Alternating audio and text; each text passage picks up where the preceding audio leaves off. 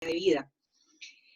Hoy no vamos a hablar de mi historia de vida, por supuesto, pero sí quiero compartirles algunos aprendizajes, algunas reflexiones que vengo realizando durante más de 10 años, como les digo, a partir del trabajo que se hace con diferentes líderes organizacionales, líderes comunitarios, líderes de instituciones educativas, donde casualmente esos temas de administrar, de gestionar, de poder llevar a cabo diferentes estrategias para poder sacar adelante sus organizaciones, pues han sido recurrentes en esas conversaciones que hemos tenido en diferentes espacios, tanto de formación como de conversación informal, pero también como de intervención directa o en asesorías puntuales como coach, pero también como asesora.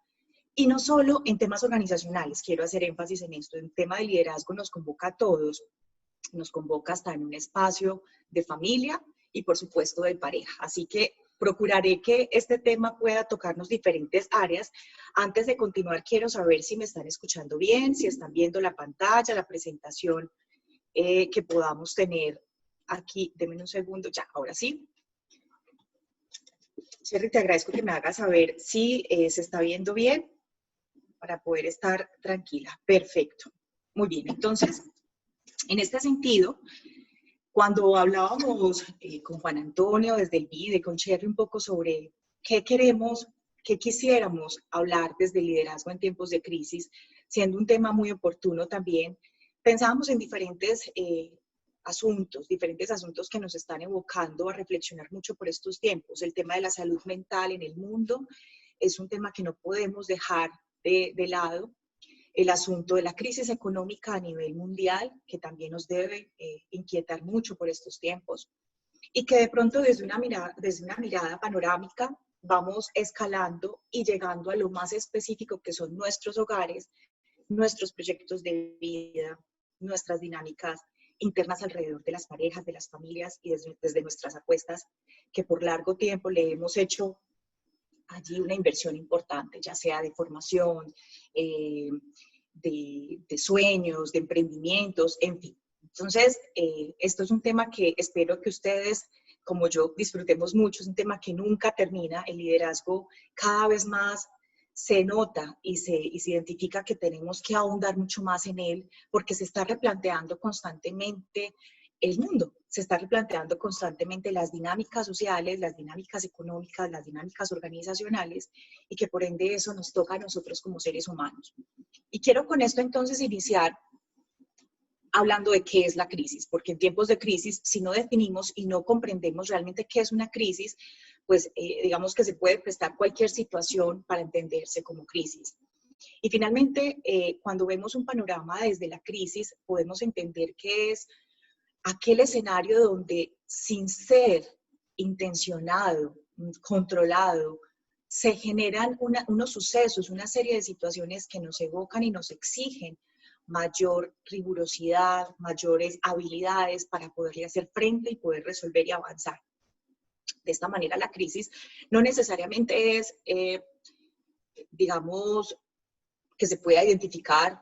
Algunas sí, como por ejemplo el ciclo de vida. Sabemos que la adolescencia para todos es muy conocido que la adolescencia es un ciclo, un momento de vida, una etapa de vida crítica, porque empezamos a elaborar desde muchos aspectos, desde muchas áreas de la vida, ese crecimiento y esa evolución, pero no solamente la adolescencia. Entonces digamos que esos momentos críticos que ya podemos prever es de alguna manera una forma más fácil para el ser humano hacerle frente, porque de alguna manera se prepara, identifica qué tiene para poder manejar la situación.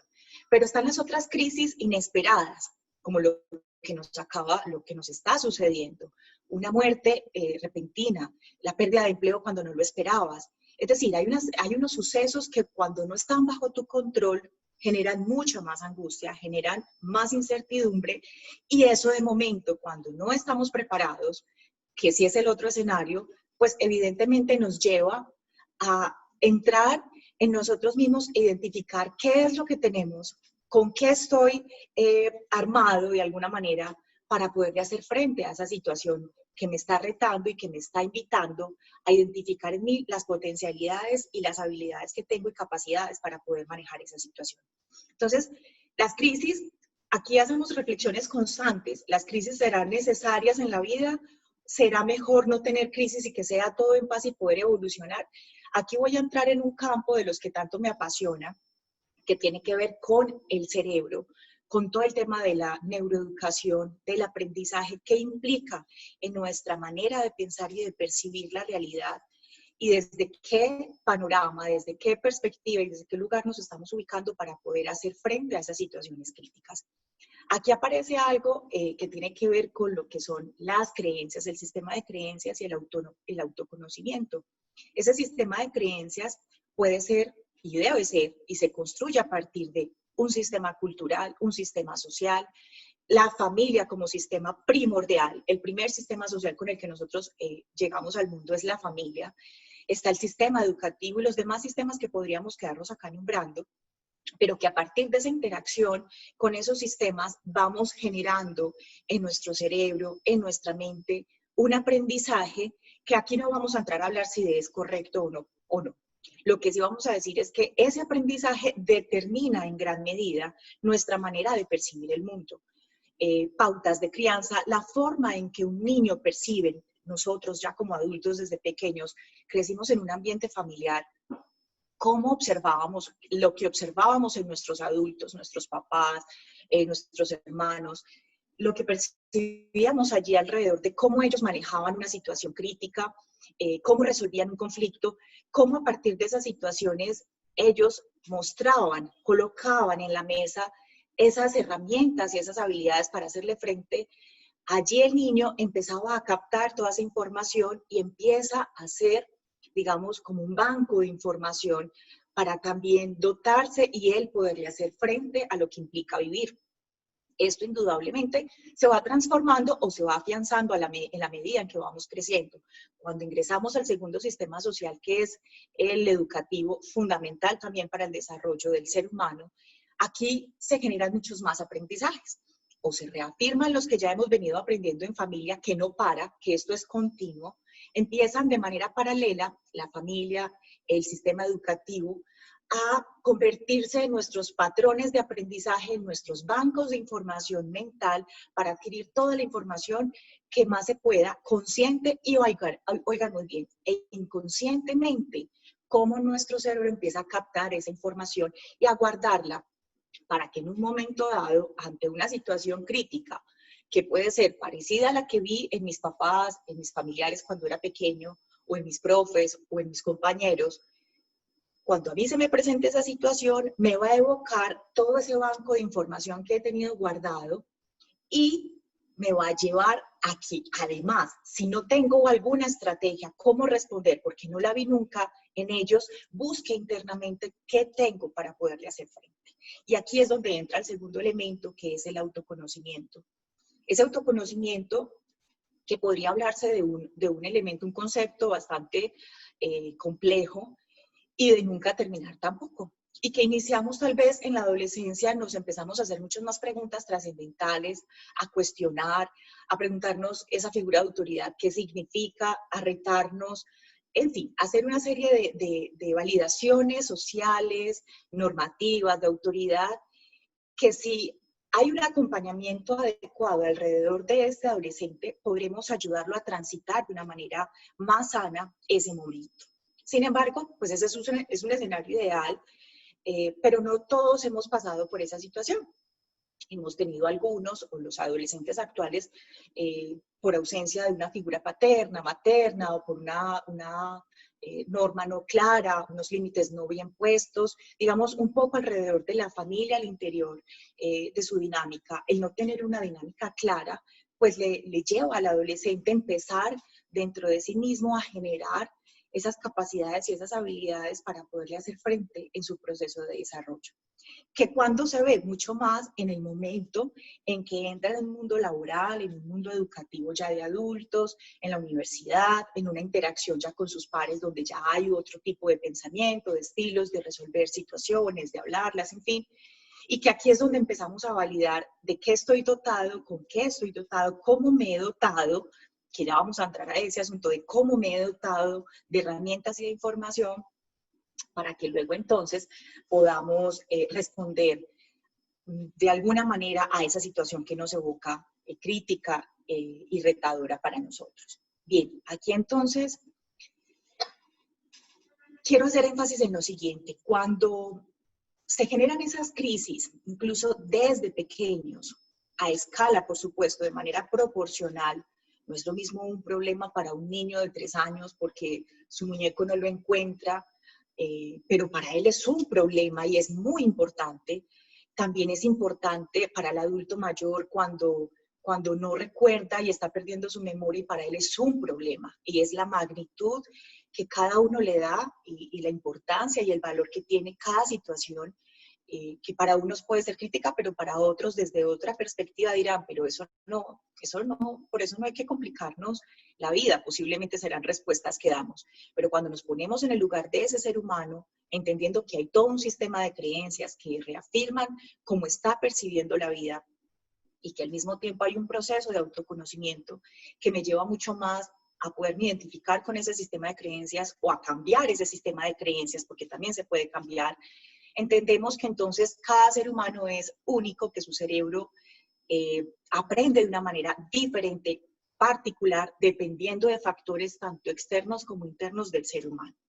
Aquí entonces entendemos que el caos o la crisis, como podría verse de alguna manera, es necesario para el ser humano. Claro que sí, es necesario, porque justo si lo vamos a mirar desde lo que pasa a nivel neuronal, cuando nuestro cerebro se expone a un caos, a una situación crítica que no tiene control, que no sabe cómo hacerle frente, primero es una situación preciosa que ocurre al interior de nuestro cerebro y es que hay mayor conexión neuronal.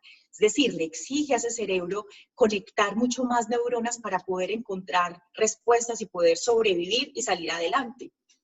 Esa desacomodación, como bien lo nombro, esa situación que nos molesta, esa situación que nos incomoda, porque como no tenemos el control, como no hay una certidumbre de qué es lo que va a pasar, sino que por el contrario, no sé qué se viene, eso es lo que se conoce como desacomodación y es lo que nos exige entonces replantearnos y con una palabra que está muy de moda, reinventarnos, transformarnos, a ver de qué puedo dotarme, a ver de qué estoy hecho para poder manejar esta situación que se me presenta. Entonces, en esa medida, es necesario esto para quienes somos papás de bebés, bueno, dependiendo de las etapas, pero a los pequeños es necesario permitirles que tengan una situación difícil a su edad para que de esa manera les permitan que ellos también encuentren soluciones posibles, soluciones y acompañarlos en ese proceso, porque ya sabemos que de entrada lo que estamos potenciando es un aprendizaje,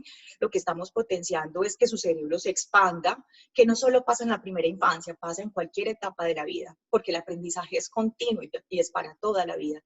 Eso es clave también tenerlo presente dentro de todo lo que implica aprender a movernos y a manejarnos alrededor de situaciones críticas, crisis o caos como tal. Y ustedes dirán, bueno, pero ¿y esto qué tiene que ver con el liderazgo? Vamos a ir ahondando poco a poco en lo que corresponde ese liderazgo como tal. Bien, les decía entonces que el aprendizaje es continuo, el aprendizaje, por lo que vemos, hay una serie de elementos importantes que se vienen descubriendo desde la neurociencia y ahora con el campo de la educación entrando allí mucho más y de la psicología y de la pedagogía, entendiendo qué es lo que pasa en nuestro cerebro cuando hay situaciones como estas, como las crisis, por ejemplo, alrededor del aprendizaje.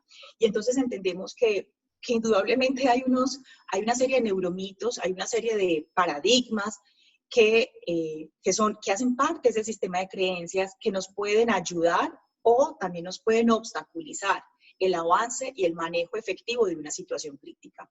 Cuando hablo de neuromitos me refiero a unas falsas creencias alrededor del aprendizaje que tenemos los seres humanos.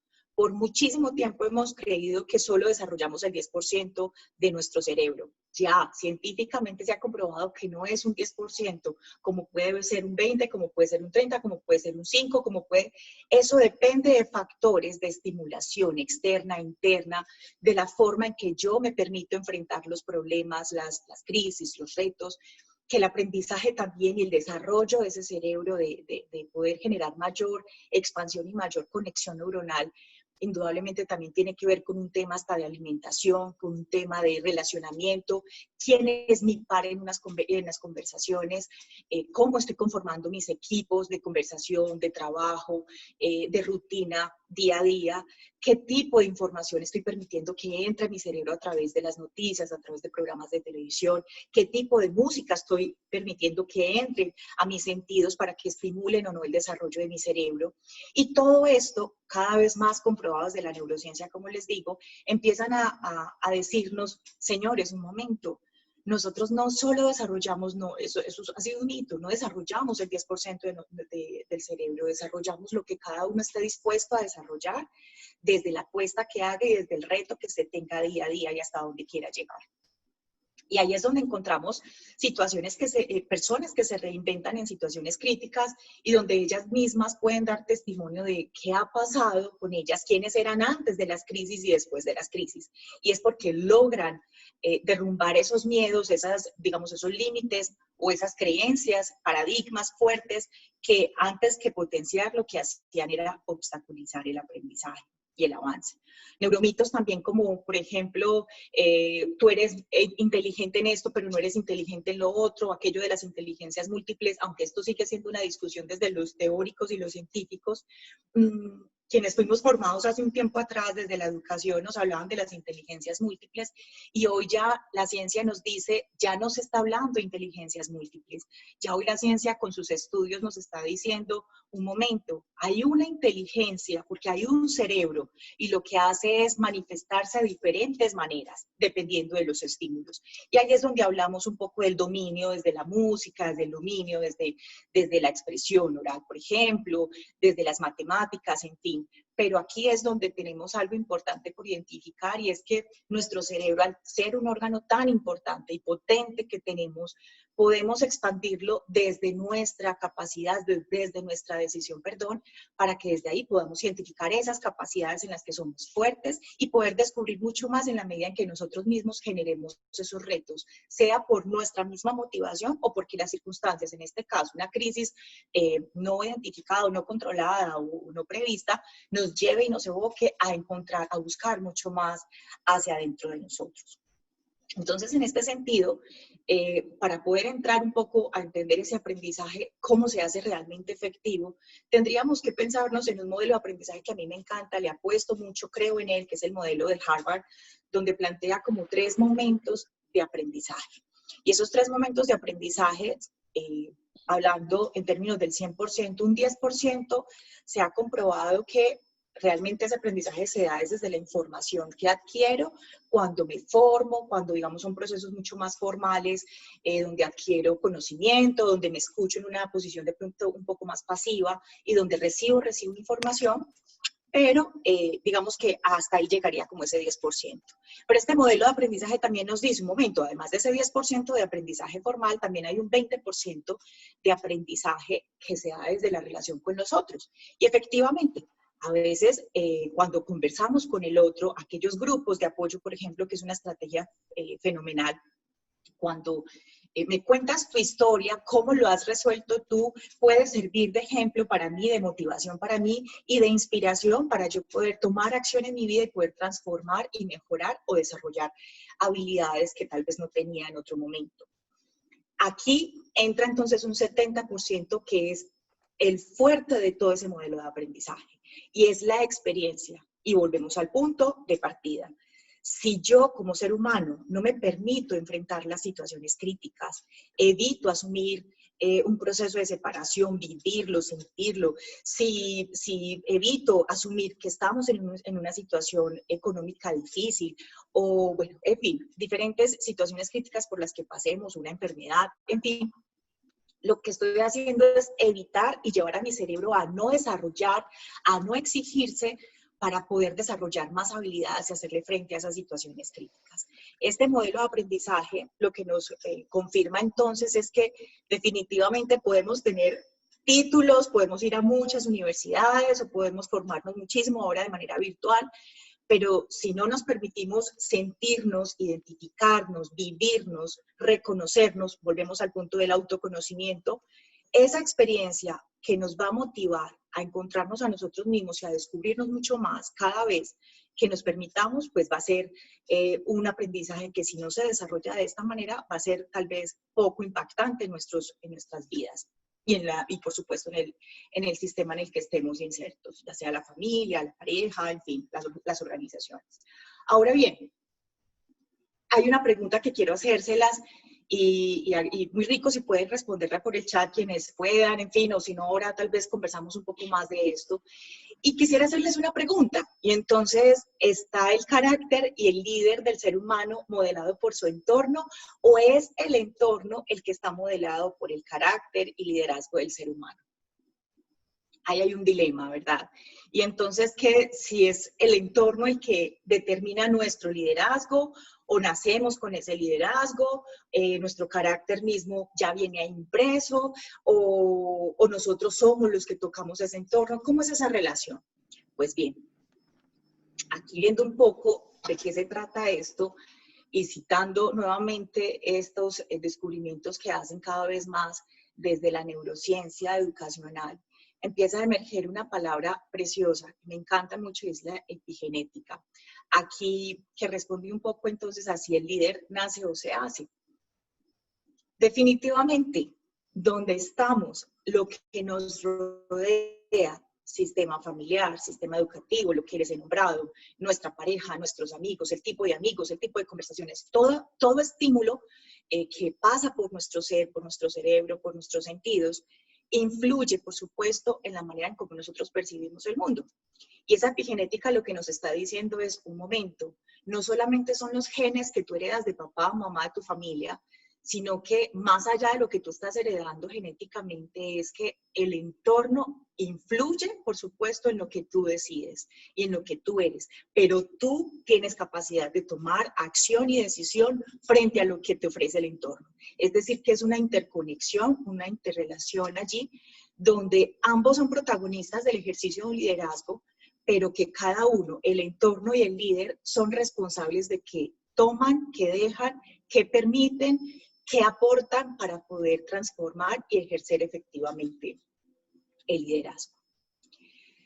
Bien, aquí entonces tendríamos que entrar a hablar como de algunos elementos que tradicionalmente lo que se ha conocido como qué es un líder, quién es un líder, nos nombran, yo he querido como agruparlas en estas 6, creo que suman más o menos, características del líder tradicional, que no está mal ni está bien, son características importantes en lo que venimos trabajando e identificando, como les digo. Esto ha sido una reflexión desde mi ejercicio profesional, cuando he sido coach de gerentes de diferentes empresas, de todo tipo de producción, de todo tipo de objeto social, pero también de la educación, pero también cuando en mi consultorio tengo parejas, porque también son líderes al interior de su empresa que se llama familia, y diferentes personas con las que he interactuado en más de 10 años me han permitido hacer reflexiones alrededor del liderazgo, identificar para mí claramente como 6 características que pueden haber muchas más, pero que quiero aquí hacer énfasis en estas. Y es, primero, que un líder ante una situación crítica identifica necesidades, por supuesto, qué es lo que está pasando. Si bien una crisis no la puedo controlar, pero sí puedo identificar qué es lo que está sucediendo y cuál es la necesidad o cuál es la demanda de la situación, lo que se está presentando.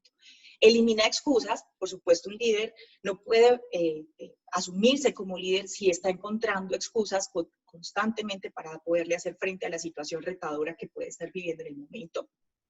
Pero además de esto, hace frente a la oposición. Cuando hace frente a la oposición, me refiero, es que no evita la situación. Estoy sintiendo rabia, es sano sentir rabia. Ese tipo de pensamientos o de creencias que desde pequeños tal vez nos han enseñado es que hay que controlarse. Es muy diferente regularnos emocionalmente, que es una de las características claves de todas las personas líderes en este mundo. Pero una cosa es regularnos emocionalmente, otra cosa es no permitirnos sentir. Y el permitirnos sentir, vivir la situación y hacerle frente, justo es lo que hablo un poco aquí en esta característica. Un líder se ha conocido y se ha reconocido también porque tiene su capacidad de delegar. Pero antes de delegar, hoy en día estamos escuchando una palabra muy de moda, por cierto, el empoderamiento. ¿Y qué es empoderar? Cuando yo como líder doto de herramientas al otro. Recuerden desde lo que venimos conversando, cuando en esa interacción con el otro, sea desde la primera infancia, sea hasta el adulto mayor, le permito al otro resolver sus situaciones, que él mismo desde sus capacidades, desde su conocimiento, desde su propio desarrollo, identifique qué tiene y cómo hacerle frente y cómo manejarlo, y yo lo acompaño. Le estoy permitiendo, por un lado, respeto al otro, y le estoy permitiendo al otro también descubrirse a sí mismo y poder aprender y desarrollar ese liderazgo dentro de cada uno. Entonces, primero empodero para luego delegar, porque si delego sin empoderar, puedo correr el riesgo de que ese ejercicio de liderazgo en el otro pues no sea correcto, en la medida en que vamos a repetir patrones que tal vez pueden ir en contra de lo que se espera hoy en día de un líder en tiempos de crisis. Un líder se identifica también porque tiene la capacidad de conectarse en diferentes medios, en mis redes sociales, por donde yo escribo, donde doy a conocer mis reflexiones, donde puedo dar a conocer algunos resúmenes de presentaciones que hago en diferentes conferencias y organizaciones. Lo digo, la conexión no tiene que ver solo con tenerte a ti aquí en presencia física. La conexión tiene que ver con todos mis sentidos en función y en servicio para el otro. Cuando yo me conecto con el otro, no para el otro, cuando me conecto con el otro, logro sentirlo pese a tener una pantalla de por medio o a tener un teléfono de por medio. Hay una conexión que me permite leerlo, sentirlo, leer esas necesidades, como les digo, del contexto, que no necesito saber que este mundo está en una situación difícil, que hay muchas familias pasando necesidades, pasando hambre, que hay una situación crítica, en fin, para saber qué está sucediendo. Cuando escucho noticias, cuando veo lo que está ocurriendo, ya de entrada me estoy conectando. Entonces, un líder, por supuesto, se reconoce también por esa capacidad de conexión. Y, por supuesto, se multiplica en otros. ¿Eso qué significa? Un líder no es líder, sino logra hacerse con el otro, en el otro y para el otro. Aquí es cuando yo hablo de dejar la semilla en los demás, y esa luz que tenemos cada uno, o ese liderazgo que tenemos cada uno, poderlo transmutar y que otros a su vez desarrollen también su propio liderazgo, va a permitir que nos multipliquemos en esa misma conexión que tenemos todos como uno solo. Bien, Sandra, pero entonces me dicen, listo, hasta ahí está el asunto claro, definitivamente son varios factores que influyen para ese ejercicio de liderazgo, en una situación crítica, en fin. Pero ¿y entonces yo qué hago, Sandra? No ha sido fácil para mí cambiar este hábito, son preguntas frecuentes que aparecen. Y aquí aparece una práctica que a mí me ha servido personalmente. Y también le ha servido a diferentes empresarios que he acompañado, a diferentes familias y parejas cuando tratamos de cambiar hábitos, porque todo el tiempo, recuerden que estamos en un sistema de creencias que es reafirmado, afianzado, transformado si no lo permitimos, y es a partir de la práctica de FIDO. FIDO es una sigla que desde una escuela de la neurociencia educacional se plantea ya hace muchos años, donde se dice que a partir de 4 prácticas muy claves podemos generar realmente un cambio de hábito, un cambio de patrón, un cambio de perspectiva, pero de manera muy disciplinada, porque más que ser inteligentes o tener un coeficiente intelectual alto o no, realmente la disciplina es la que cobra acá gran importancia a la hora de transformarnos y sacar nuestra mejor versión. Y tiene que ver con FIDO. FIDO inicialmente con frecuencia, donde debemos identificar qué queremos, qué hábito queremos reemplazar, qué manera de ser y de hacer queremos reemplazar por algo mejor. Para esto recuerden que es importante tener primero un modelo a seguir. Debo tener a alguien que me proyecte, que me inspire, que me sirva de modelo y de motivación, por supuesto, porque quiero ser como él o mejor que él, de manera que esa motivación sea el motor para que en mi cerebro pueda haber mayor expectativa y mayor exigencia a la hora de lograr un cambio. En esa frecuencia, entonces ahí es donde empezamos a practicar ese cambio de esa manera de pensar o de hacer o de manejar alguna situación puntual, seguido de una intensidad, luego de una duración, y verlo todo como una oportunidad. Es decir, la crisis en este caso, hablando de liderazgo en tiempos de crisis, la crisis debe ser vista como una oportunidad. Un liderazgo en momentos de crisis es un liderazgo que capitaliza absolutamente todo. todo lo que está pasando, las pérdidas, la incertidumbre, la situación difícil por la que estemos pasando, lo que hace un líder es coger estas experiencias, capitalizarlas y volverlas en un valor importante, darles un valor importante y devolverlas a los otros para que sea ejemplo también para otros, inspiración para otros. En este sentido, estas 4 palabras son claves a la hora entonces para que lo tengan muy presente a la hora de hacer un cambio de hábito, un cambio de estilo de vida, pero hay que ser muy disciplinados para que podamos generar esa transformación de paradigmas que queremos, de patrones, de neuromitos, de creencias que no nos han permitido avanzar y poder transformar y sacar la mejor versión de nosotros ante situaciones críticas. Creo que ya se me va agotando el tiempo, yo voy a tratar de ser un poco más ágil. Aquí quiero presentarles en coaching, trabajamos una rueda de la vida, aquí se las proyecto. Hay diferentes modelos, este es uno de los que me gusta mucho, digamos, porque es muy integral, y podríamos hacer un primer ejercicio, cada uno en su espacio donde se encuentra, cómo está en cada una de estas áreas, cómo ha sido el ejercicio de su liderazgo en cada una de estas áreas, cómo ha sido los momentos críticos en cada una de las áreas, cuando vivimos una situación crítica a nivel familiar, una discusión que de pronto no es fácil, una conversación que no es fácil, una separación, una pérdida de algún miembro de la familia, y así en cada una de las demás áreas que nombramos acá en esta gráfica.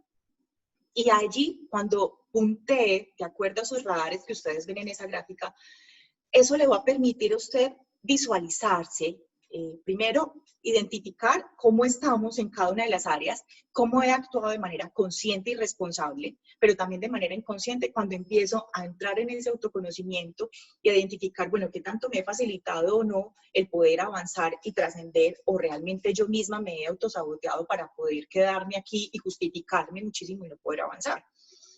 Y ahí podríamos tener un panorama, digamos, un mapeo, una fotografía de cómo estamos, cómo hemos venido comportándonos a lo largo de nuestros años para hacerle frente a estas situaciones críticas.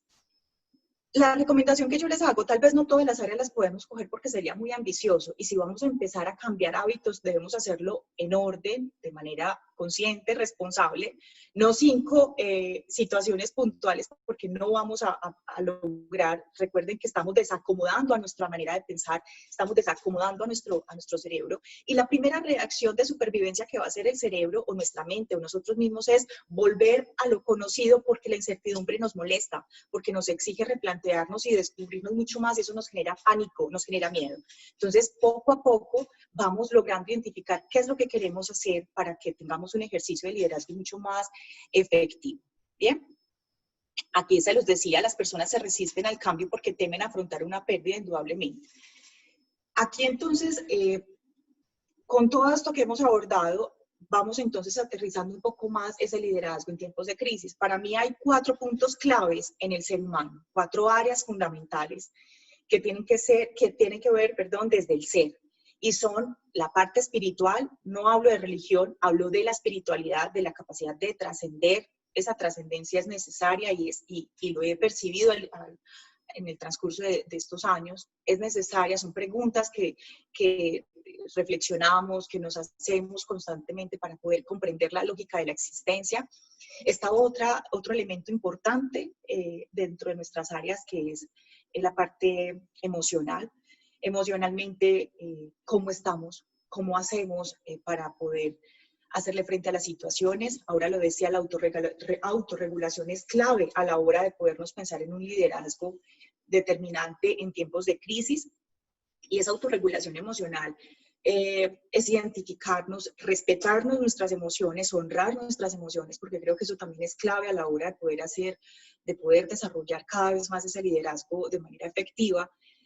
Hacerle un lugar al reconocimiento de las emociones es valioso, porque es que mi cuerpo mismo, antes de partir a un sistema social que se llama familia, que es el primer sistema, como les decía, con el cual nos relacionamos, realmente nuestro primer sistema es nuestro propio cuerpo. Es un sistema integrado, que donde nosotros, si nos duele el corazón, si nos duele la pancita, si nos duele la cabeza, algo nos está diciendo el cuerpo que nos está pasando. Ese es el primer sistema y por eso para mí esto aquí es importante a la hora de pensarnos en un liderazgo en tiempos de crisis. La tercera área es fundamental y tiene que ver con la parte física. Por supuesto, ahí lo conecto con lo que les acabo de decir y es cómo estoy físicamente. Estamos en una era donde nos estamos preocupando mucho más por nuestro estado de salud físico, pero recuerden que esa parte de salud mental es clave también a la hora de sabernos seres íntegros también y fuertes y saludables a la hora de manejar una situación crítica. El tema de la alimentación, cada vez más comprobado diferentes corrientes, se han dedicado a estudiar qué tanta influencia tiene la alimentación. Incluso hoy en día se habla del segundo cerebro, con lo que jocosamente se le dice así al estómago, el segundo cerebro del ser humano, porque se ha comprobado toda la conexión que tiene nuestro sistema digestivo con la forma en que también aprendemos, procesamos la información y hacemos frente. Cuando hay carga exagerada de azúcar en nuestro cerebro, ¿qué ocurre a nivel del sistema nervioso? ¿Está más acelerado?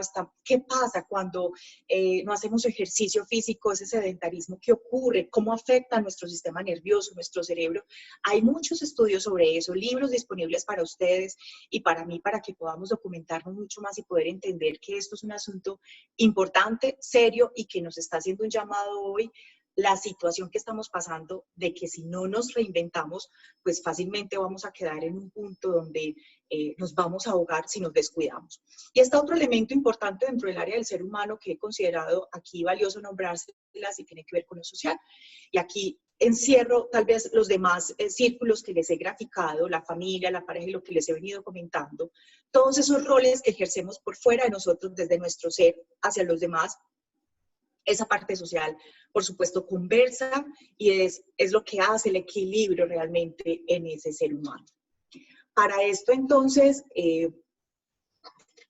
llego a una conclusión. Bajo esta situación de crisis que hoy estamos viviendo, que es mucho más impactante, no la esperábamos, nadie se imaginaba.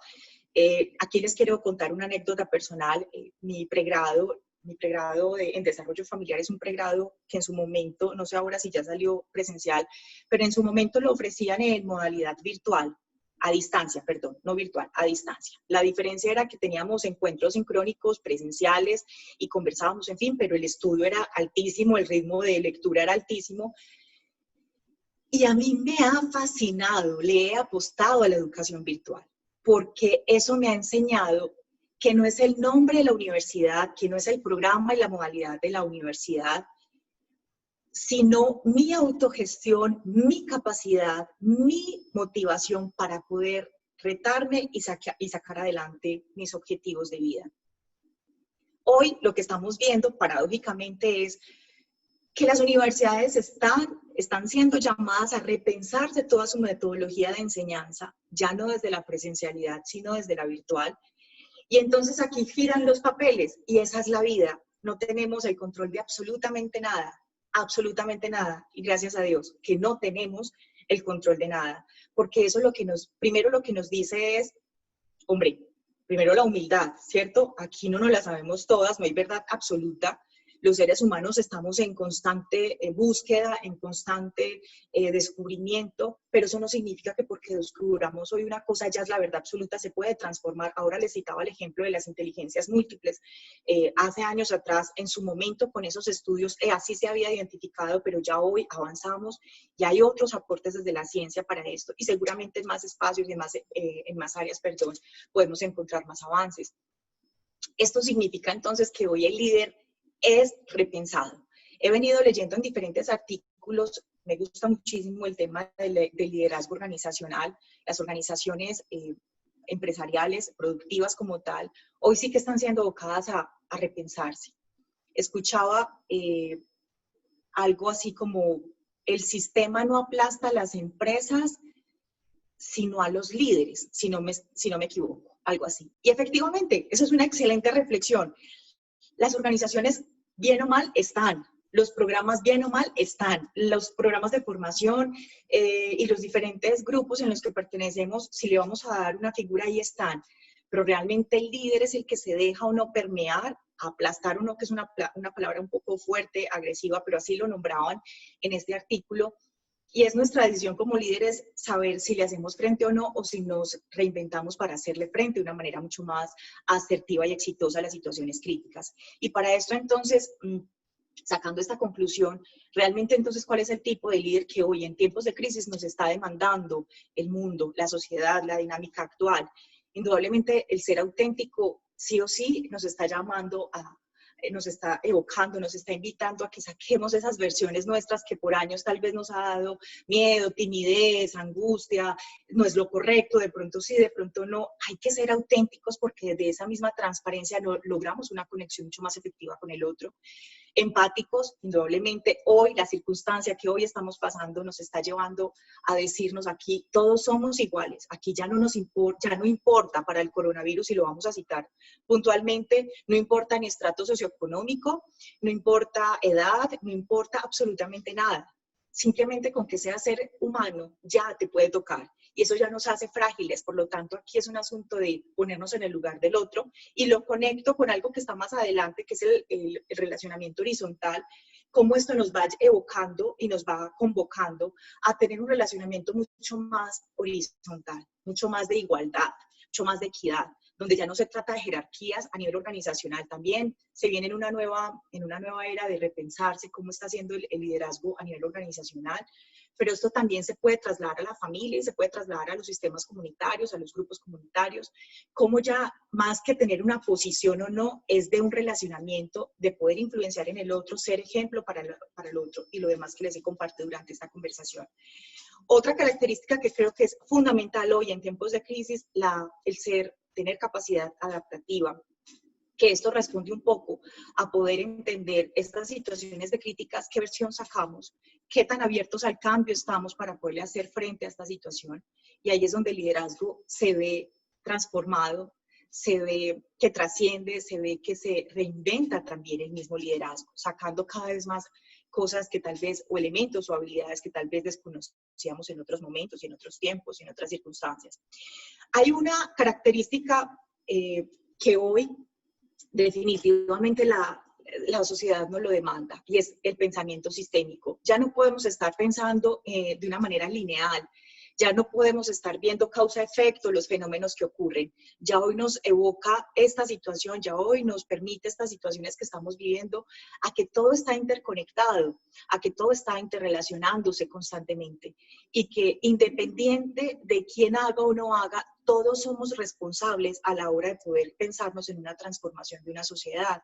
Por lo tanto, podríamos decir perfectamente que todos, absolutamente todos, podríamos ser líderes de esta transformación de este mundo, de una transformación de una organización empresarial, de una organización familiar, de un sistema comunitario.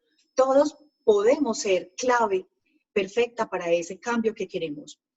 Aquí no se trata entonces de pensarnos en que si el otro hace, yo no hago, o espero a que el otro haga para yo hacer, sino cada uno, ahí sí, aplica la palabra empoderar para uno mismo, más que para el otro.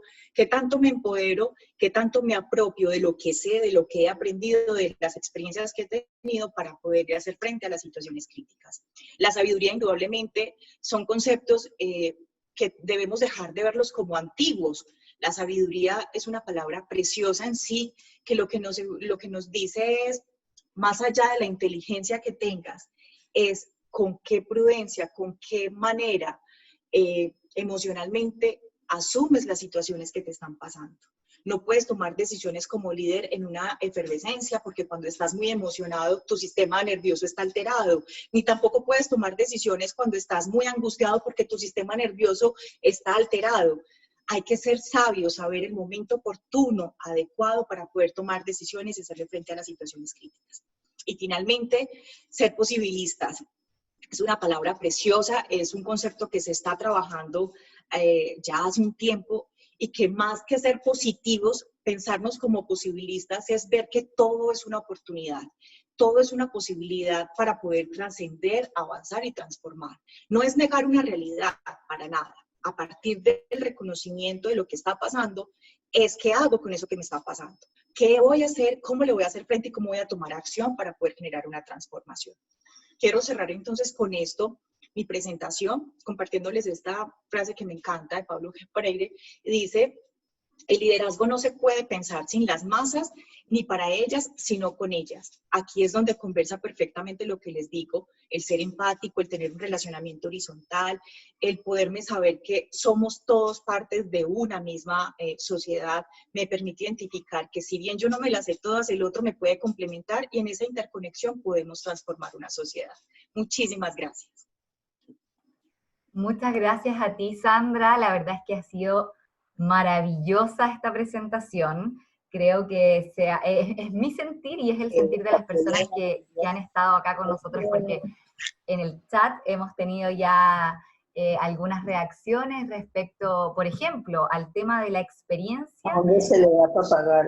Como, ¿cierto?, esta posibilidad de aprendizaje, o sea, de una de las mejores formas donde podemos aprender es la experiencia, y varios comentaron en el chat que era efectivo, que concordaban totalmente con ese modelo que nos mostraste. Así que agradecerte de todo corazón.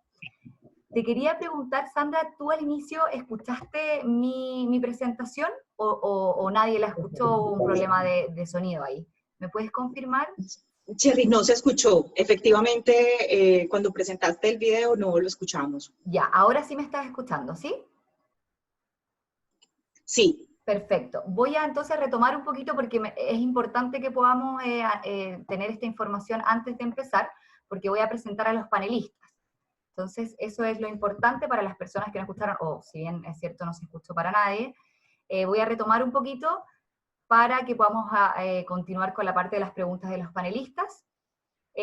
Ahí está mi presentación, un poquito de mi currículum. En ese momento yo me presenté que era lo que yo hacía, pero más que nada les dejo la puerta abierta a todas las personas que estén interesadas en la administración y gestión de empresas. Pueden seguirme en mis redes sociales, está mi página web, está mi Instagram, mi correo electrónico y mi canal de YouTube. Así que lo dejo ahí.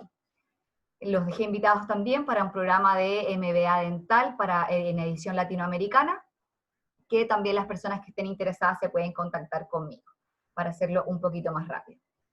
Vide Contigo nos dejó un mensaje, así que lo voy a volver a repetir para las personas que no lo pudieron ver, ya que es de suma importancia.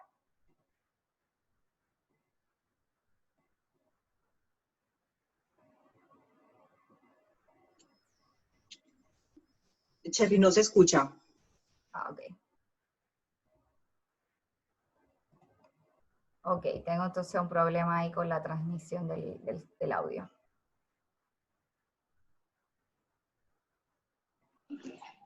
Puedes dejarnos el enlace en el chat, por supuesto, para poder que todos los participantes lo escuchen. por supuesto. Ahí, bueno, está una frase de la organización, que estamos finalmente con ustedes, ese es más o menos el resumen, para que todos puedan, cuál es el sentir de PIDE. Vamos ahora con la presentación de los panelistas. Tenemos entonces a Ana Carolina de Argentina. Ella es licenciada en Psicología, estudió en la Universidad de Córdoba, Argentina, y tiene su propia marca. Tenemos también a Jordi Villajosana, quien es docente principal de la Universidad Politécnica de Cataluña, director del Instituto de la Felicidad y el Emprendimiento, y también tenemos a Pedro González Severino de Chile, director de la Facultad de Ingeniería Comercial de la Universidad Católica de Maule, y Brad Barba Farro de Perú, quien es gerente de proyectos de Metro Lima, Perú, y también es partícipe del Comité Ejecutivo de VIDE. Ellos van a hacer ahora la intervención para poder hacer las preguntas. Les pido por favor que puedan tomar un poquito las preguntas que se han hecho en el chat y puedan hacérselas llegar de buena forma a Sandra. Ya, por favor, levánteme la mano, alguna... Ana Carolina puede partir.